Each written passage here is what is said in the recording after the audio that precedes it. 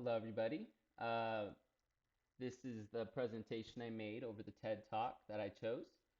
And the TED Talk is named What Top Students Do Differently. And this slideshow is obviously made by me, Victor Berrios. So, in this presentation, I'm going to be talking about the source, key takeaways, and application and relevance.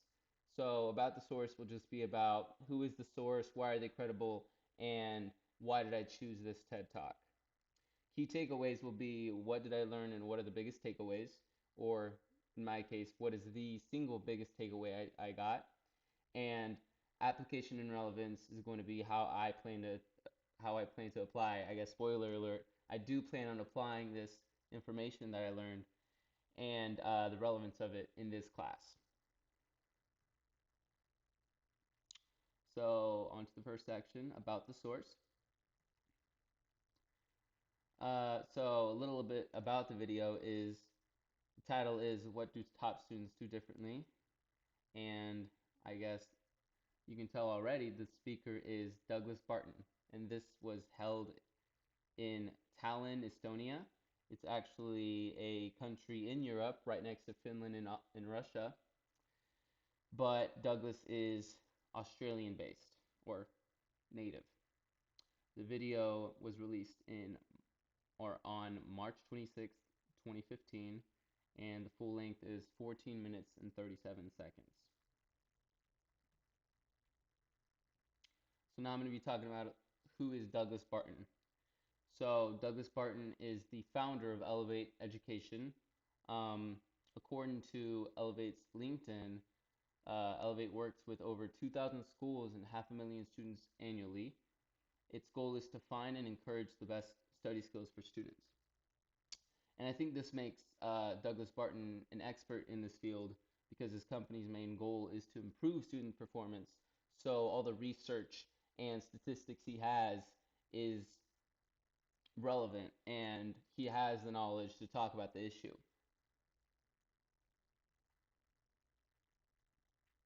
Why did I choose this TED Talk? I chose this TED Talk because it is a topic that I felt could create better habits for me. Since I'm in, since I'm a computer engineering major, obviously I need to be a part of some of the top students in college because the major is so grueling and challenging. And I figured me learning some of these habits and incorporating it into my life would be very important in my success at the University of Arkansas.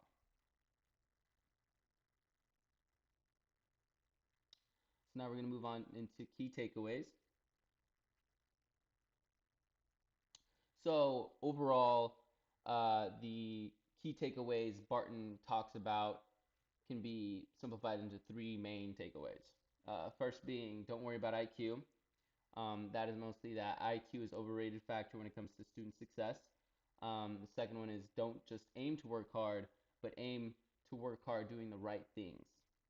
Then the last would be model the top students. So take inspiration from their success and what they do to find success, their habits, and emphasize the common habits found in most of the top students.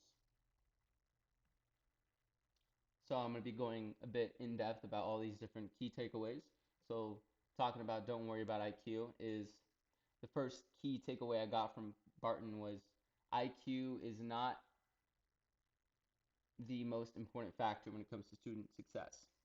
90% of students believe IQ or how smart you are is the most important factor in success, but Douglas says the data his company has gathered says that there are more important factors when it comes to student success. In fact, they found that IQ is just the 14th most important factor.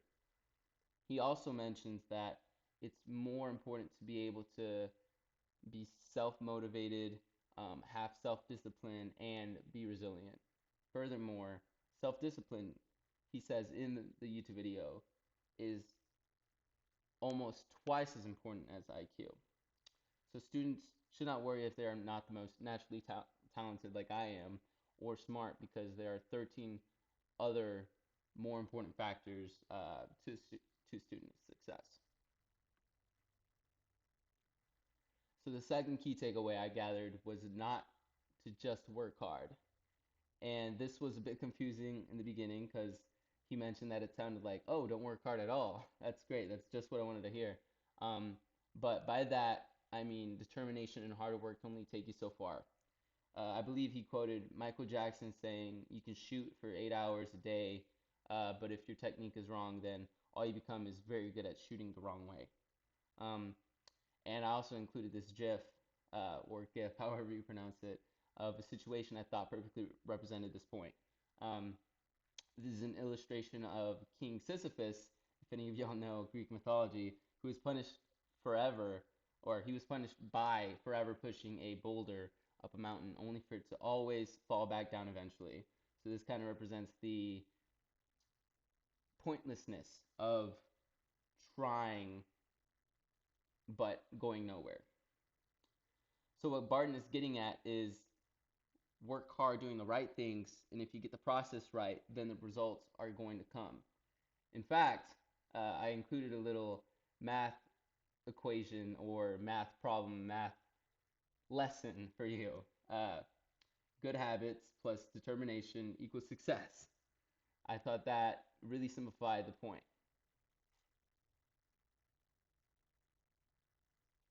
So the third key takeaway I got from this TED Talk is to model the top students' habits. Most students a week before an exam, he had this statistic up that he I guess surveyed a bunch of kids or high school students about what they were doing to prepare for an exam a week before the exam. And in fact, uh, he found that, okay, so quickly, he found that results are very similar in Australia and the US. Most students were doing the same amount of things as the US or in Australia. And most students a week before an exam were reviewing lectures and notes. In fact, over 70%. But this is not where the majority of the top students were, though. So, a common mistake students make when studying for an exam is focusing too much time on memorizing rather than applying the knowledge. Many of the top students applying, or yeah, prioritize the applying the subject rather than just memorizing the lecture slides or the review. Another key tip that Barton emphasizes is that you should schedule when you are not going to be studying rather than when you are studying. This is because when you only prioritize studying time over days or in your days, they become much harder and you are susceptible to burnout because you're not doing anything you find fun and your life becomes very boring and you will not want to study. So you should plan to go to the gym or to watch movies or to hang out with friends or even play video games because overall that makes your quality of life so much better and it boosts your study efficiency. You won't dread that week nearly as much.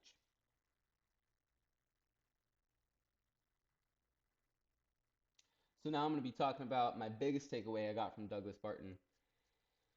And I kind of briefly mentioned it before, but I would say the biggest takeaway, in fact, is that practice makes perfect.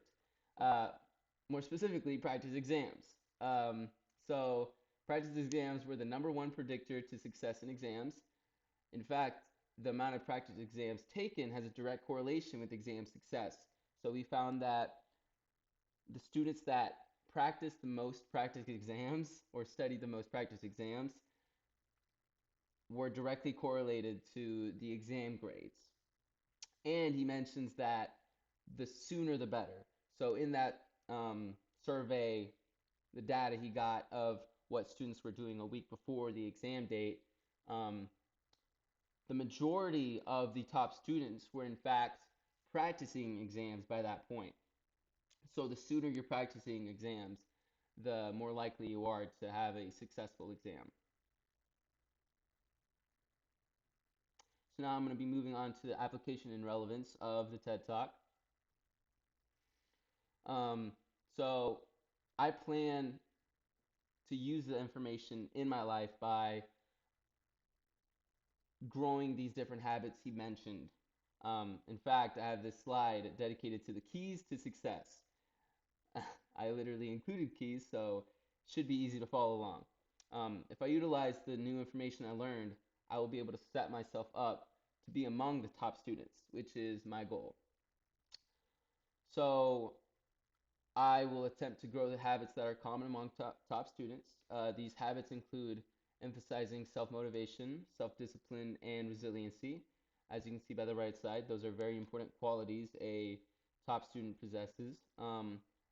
I will also try to focus less on just working hard and put more effort into doing the right things so that my hard work pays off. This is kind of a continuation of, I believe, chapter 4, where having the growth mindset means persevering and saying, I think I can, but also making sure to do it the right way. And I will also plan to create a schedule like the top students, one where I schedule what I want to do before the exam. And, well, actually, I want to first schedule when I'm not going to be studying, and then I will prioritize when to study. This would help me with preventing burnout and improve my quality of life so that I am happy in that week. Now, how could this be useful to others is it teaches an important it teaches important information that I believe all students should have, or even if you're in your career, that all people who want to be successful should have. It also spreads awareness of common misconceptions and the truth of what's important for success. Those being IQ is not near to the most important thing for student success, and practice exams are the most important late test tool over reviews and note taking, or at least up to a week before the exam. How this relates to our class. This information relates to our class because the key information and topics are directly related to some of the chapters we have learned. In fact, I've included some examples of some of the chapters it relates to. So, in chapter 4, it relates to chapter 4, growth mindset, because when I was hearing the habits and specifically how doing the right thing in order for hard work to pay off, like I mentioned earlier, it felt like a continuation of chapter 4, because growth mindset was all about being determined and having perseverance, but this has helped me realize that it's also very important to do it the right way. And then it also related to chapter 5 because uh, the importance of prioritizing personal and fun activities before scheduling study time directly relates to time management. What we learned about time management and how important it is to manage your time correctly, especially before an exam. Then it also related to chapter 8, study strategies, because it mentioned the importance of prioritizing practice exams a week before the exam relates to study strategies.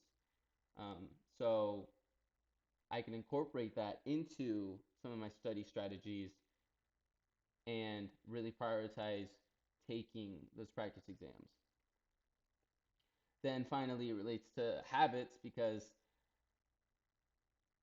it talked about recognizing that hard work can only take you so far and you have to develop other habits as well. Obviously relates to the habits chapter.